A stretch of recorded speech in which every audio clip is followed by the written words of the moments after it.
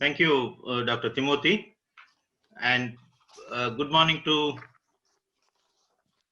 all the participants. Good afternoon and good evening, because we are all sitting in different time zones.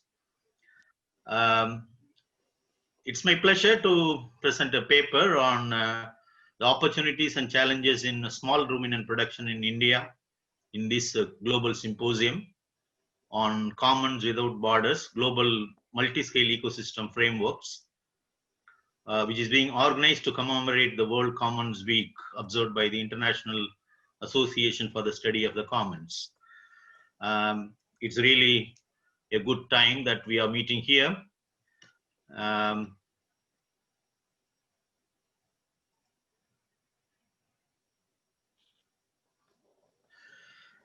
Now, I think as I look at the participants, most of the participants may be knowing that the livestock is very crucial for the Indian rural economy, as it employs about 8.8% of the Indian population, and it also provides livelihood to 2/3 of the rural Indian population.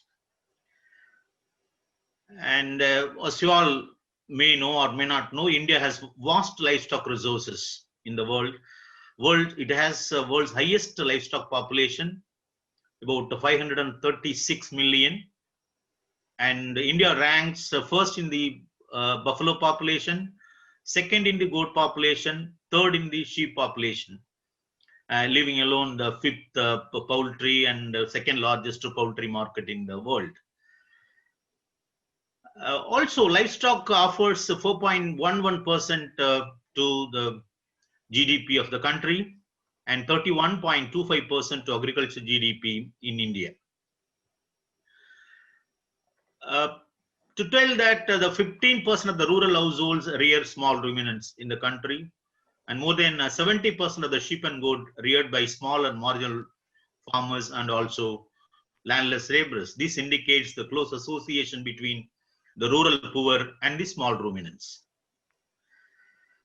Now, when you look at the Indian farming system, which has the small ruminants, as we have already seen in the last slide, that the small ruminants are the vital components of the rural economy, because they are being reared mostly by the rural resource poor, and hence they have a very close links with the rural poor. And as people used to say, that it is the production by masses and not mass production of small ruminants. Hence, it has a very higher socio-economic relevance, contributing enormously towards the promotion of the livelihood security in Indian rural areas. The small ruminants, they also provide a dependable source of income to farmers throughout the year, and they are the liquid assets. It means that they can be encashed at a very, very short notice by the rural poor. Besides, it also acts as an insurance to cope with crop failures, particularly for the rural poor, the landless farmers, small farmers, and marginal farmers. There is a very huge biodiversity of sheep and goat breeds in India. There are 42 sheep breeds and 23 goat breeds, which are distributed to different agro ecosystems throughout the country, because India is a very vast country, very large country, which has very many ecosystems. However, most of the sheep and goat are, reared in the country are only nondescript type, about 39% and 61%. There are many advantages of rearing small ruminants in India.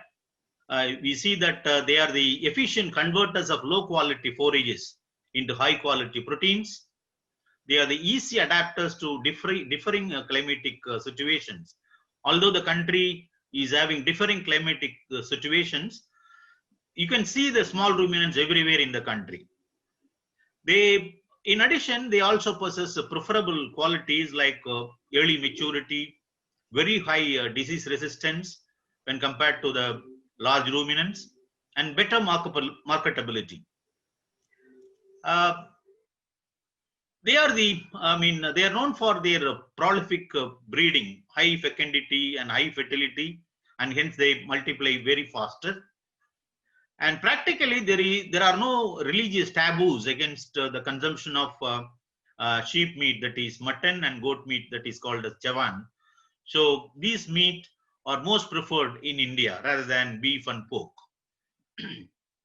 Besides this, the small ruminant, they require only very less investment, because they survive on common pasture and a variety of thorny bushes, weeds, crop residues, shrubs, trees, and agricultural byproducts, which are unsuitable for human consumption. They thrive even in very adverse, harsh environment and low fertile lands, even in drought-prone areas where no other crops can be grown. They require very less expensive housing, and they are being usually looked after by family labor. And there are different farming systems in the country involving small ruminants. You can see at least 7 farming systems which involve the small ruminants. But the presence of sheep or goat in a farming system, it is positively associated with the number of family laborers, but negatively with the landholding size and income from other sources. So when the landholding size increases, you can see that the number of sheep and goat reared by them is decreasing. If you look at the present scenario of sheep and goat farming in India, so sheep population has grown to 74.26 million in the latest census, that is 2019 from 2012. That means there is a 14% growth in sheep, and sheep farms about 14% of total livestock in the country. When you take up goats, they have grown to 149 million in the latest census, and that is there is a 10.1% growth from the previous census, that is 2012, and goats farm 28% of the total livestock in the country. So now you can see that the significance of small ruminants in Indian livestock scenario.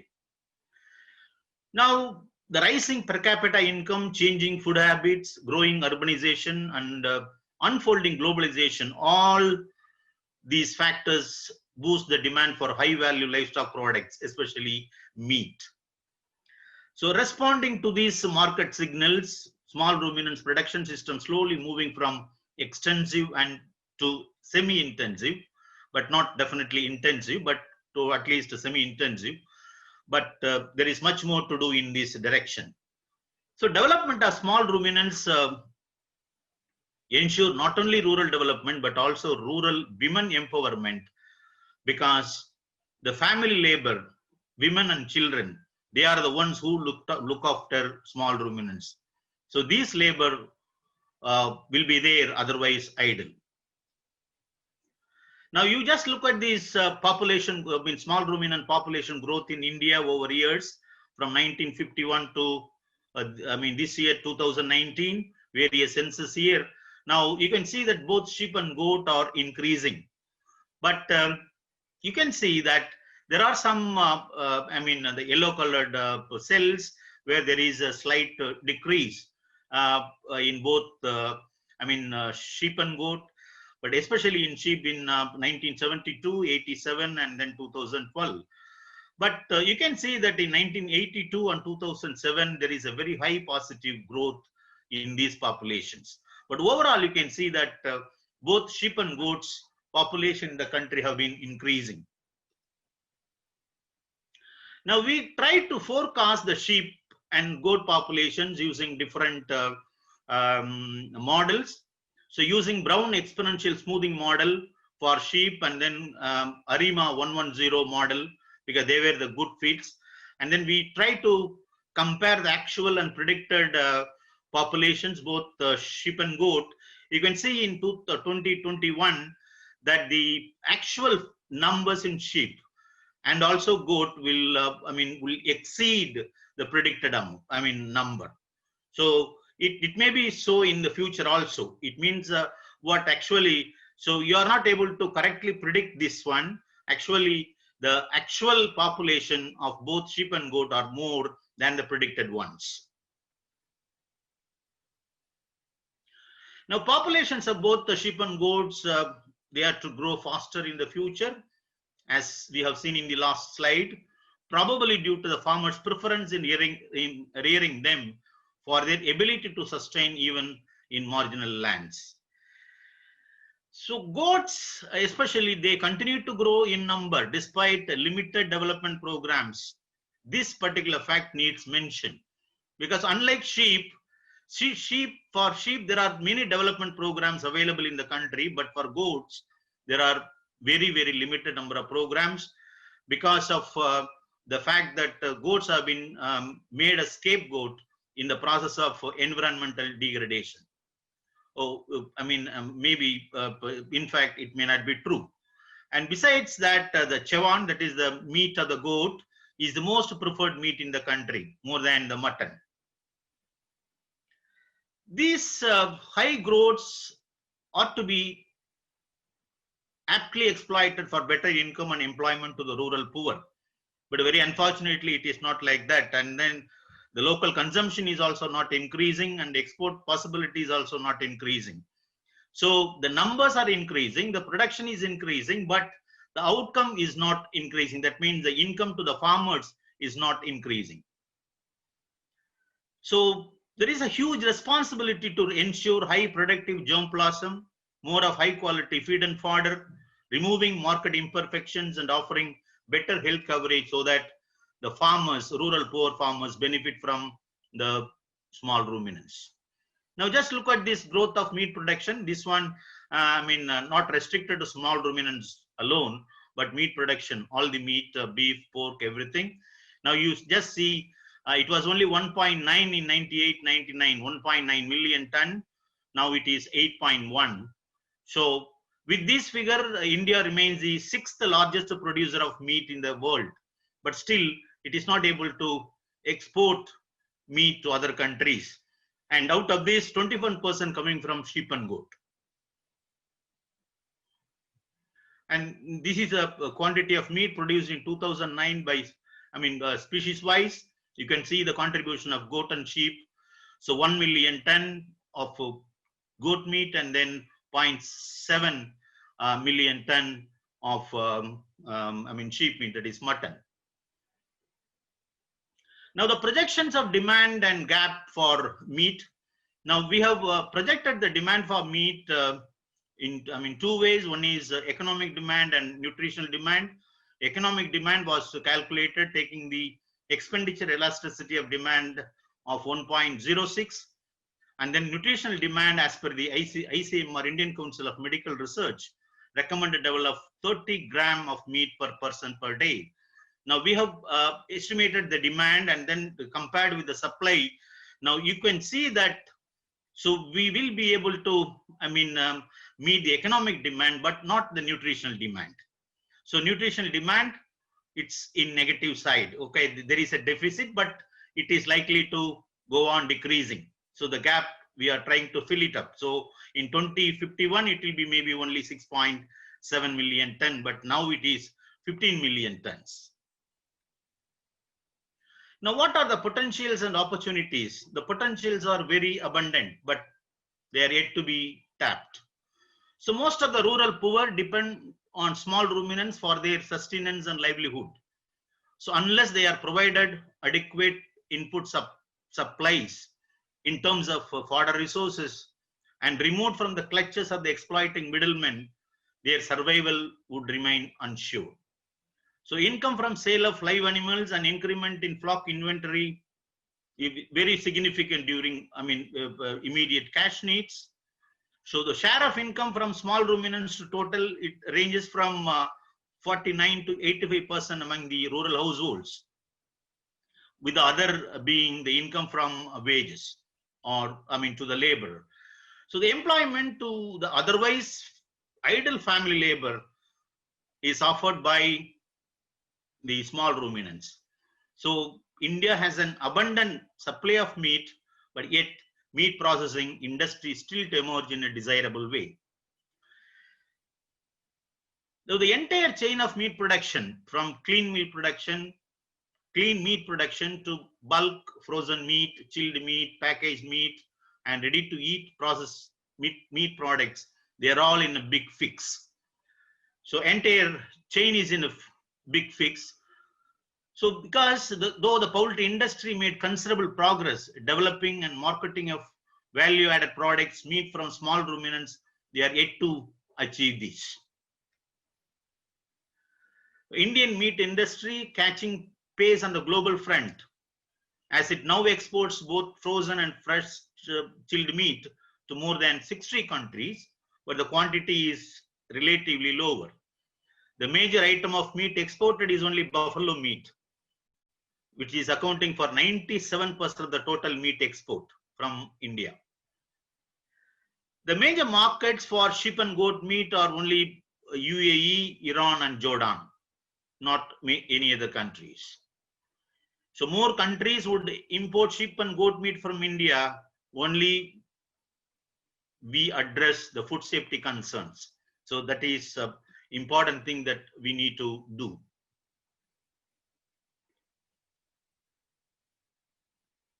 Now the issues and challenges.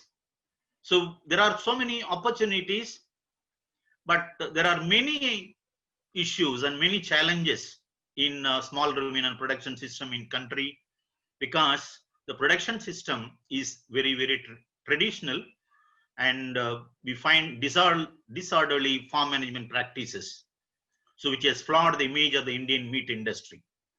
So there is very little exposure to improved farm practices among the rural poor.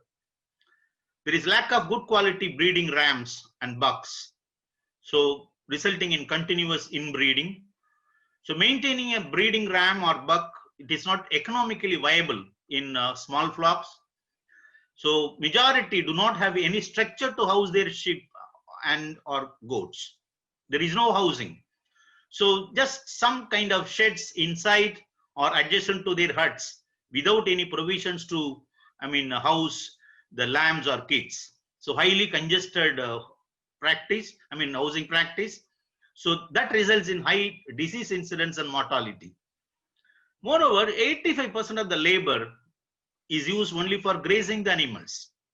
Okay.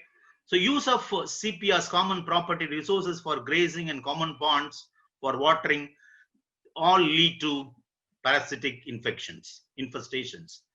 So shrinking CPRs, about 66% in the last 3 decades, non-availability of quality feed and fodder, together with the high stocking rates, so they all deplete the already poor resources in the country. In addition, there is a social ban on rearing goats in the country, in many villages in the country even now, because the crop farmers will not allow others to rear goats. So because of their browsing habit, they say that they destroy the environment. Okay, that is still there in many villages in the country. So less adequate feeding, but this is a big problem that is to be addressed, because there is a very rapid loss of available lands for grazing sheep and goats on account of changing land use. So the dry fodder deficit is 11%, green fodder deficit is 35%, and concentrate feed deficit is 28% for all the livestock.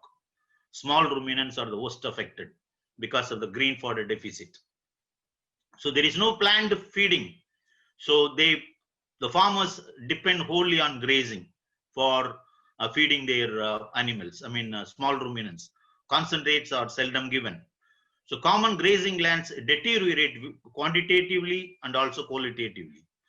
So the shrinking of available grazing land due to the use of common land for non-farming purposes is another, important impediment in the way of small ruminant improvements. Lack of knowledge on rearing of young ones. So many farmers, they don't know. So that's the reason why the lamb or kid mortality is very high there. So because of the worm burden and little awareness on weaning, because they don't wean the young ones at appropriate age. Improper breeding. So that is another one, because all local breeds and nondescripts they are low productive, and that's the reason why there is a widespread in breeding. They don't get bucks or rams from outside. Non-availability of high-yielding breeding stock, lack of national breeding policy. So the breeding policy is there for bovines, for cattle and buffalo, but there is no breeding policy for small ruminants. So poor initiatives on conservation of indigenous goat breeds. We have seen that a number of goat breeds were there, but slowly they are getting extinct. So inadequate attention to application of modern techniques. So for improving reproductive efficiency, for example, crossbreeding, artificial insemination, synchronization of estrus. So they have not been attempted in a big way in small ruminants as it is done in bovines or large ruminants. So next issue is the markets. So the meat markets are highly unorganized and unregulated. You see unorganized marketing channels, they are, about 90%. So markets structured in favor of intermediaries or middlemen to the disadvantage of the producer and consumer. So neither producer nor consumer get benefit. So lack of market information. So no farmer will know what is the price existing, how the price is being fixed. So total exploitation by middlemen, especially in small ruminants. So then unnecessary transportation and death of animal during transportation. Usually the farmers bring the animal to nearby towns or shanties. So there is, a lot of issues in that. So there is a lack of awareness of markets, the pricing structure, unorganized marketing facilities coupled with distress sale. So distress sale is one important issue because the farmers are forced to sell their products, their animals. So the poor market structure, less scientific and less transparent pricing system. So they don't consider the body configuration, weight, health, age, etc.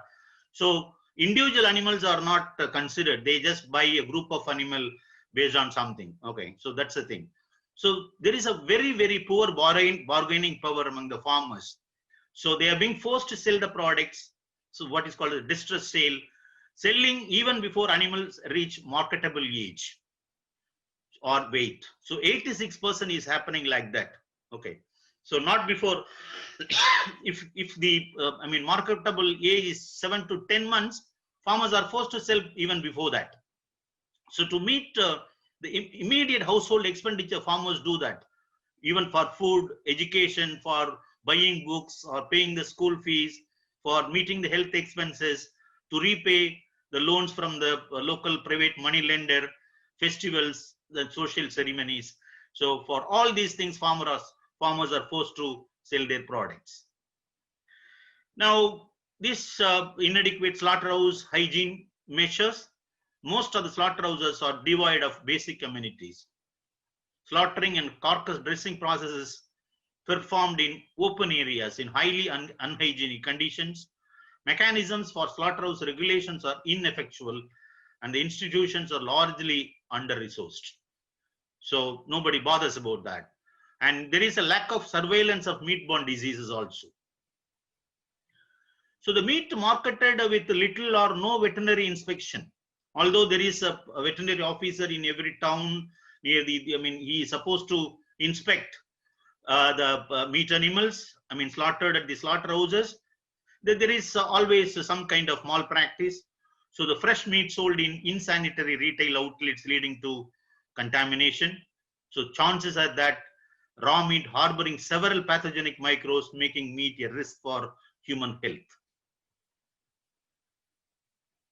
So poor byproducts and harvest and utilization. So literally, except in modernized mechanized slaughterhouses, there is a lot of wastage. There is inefficient byproduct collection and suboptimal utilization of offal, all enhancing the risk of meat-borne diseases and occupational hazards. So prevalence of diseases is another issue. So diseases like foot and mouth disease, PPR, blue tongue, enterotoxemia, goat pox, parasitic infestation, they all cause huge losses to the rural poor farmers. So inadequate control of diseases and parasites. So all these things are very, very, I mean, they are to be attended to. So next one is the inadequate financial support and insurance cover. You see, Indian livestock sector not receiving its due share it deserves. It receives only 12% of the total public expenditure on agriculture and allied sectors, lesser than its contribution to agricultural GDP. So it contributes about 31.2%, but it receives only 12%, for research or, creating infrastructure, all these things. So it is also neglected by financial institutions. The share of the livestock in the total agricultural credit hardly exceeds 4%. Only 6% of the livestock, excluding poultry, are provided with insurance cover. And only 5% of the farm households access information on livestock technology. So the food safety issues, so not meeting food safety standards introduce barriers to international trade, which we all know, especially the small producers. They are unable to meet the standards and hence never reach export markets. So food safety decisions of developed countries do more harm to the poor of the developing countries. The SPS benefits larger and wealthier producers, marginalizing or removing the small producers from production. So what are the way forward? So production of good quality animals, essential for production of good quality meat.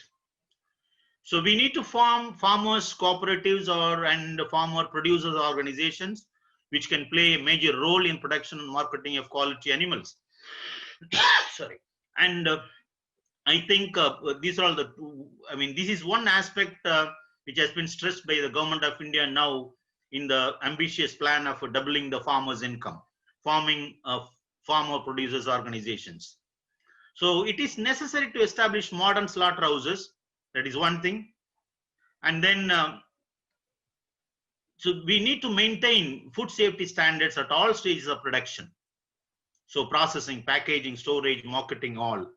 So, and adhering the standards which are prescribed by the importing countries. So safe delivery of meat and value-added meat products through various stages, at all stages of meat production. So it requires utmost attention.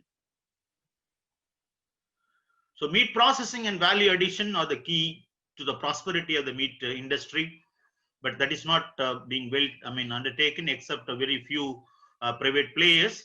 So the awareness on processed meats among both producers and consumers ought to be created. Demand for processed meat products from hotels, fast food restaurants, chains, and urban consumers now growing, but this led to increased frozen chilled meat delivery startups.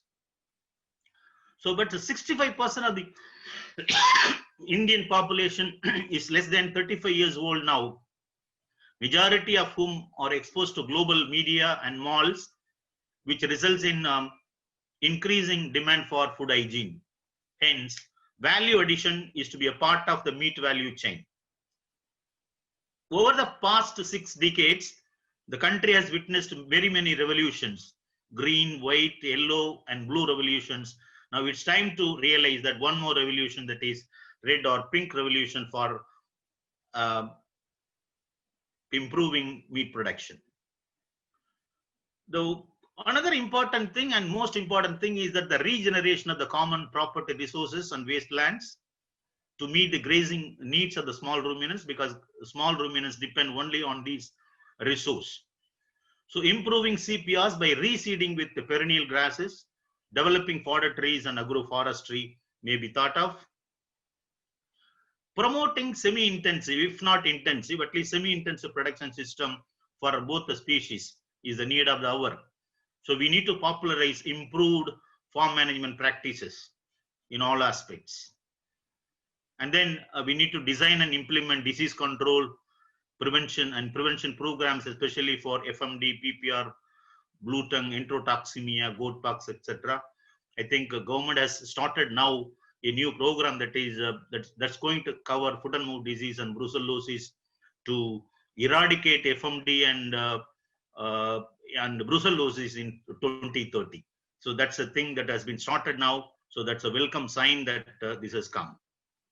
So reforming the markets to remove or reduce market imperfections, establishment of rural-based abattoirs with all facilities so that the unnecessary and improper transport of animals can be avoided. Systematic and efficient collection and development of byproducts. That is another area that needs to be looked at. So channeling greater institutional credit and insurance, because this sector receives only very little institutional credit and less number of animals are being insured. And this one we have seen already, that we need to promote farmer producers organization, cooperatives, self-help groups, so that the bargaining power of the farmers is increased during market.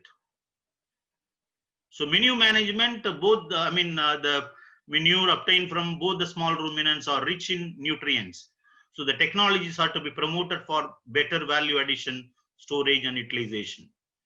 So being the largest producer, India has the potential to enhance its share in global market of livestock products in future.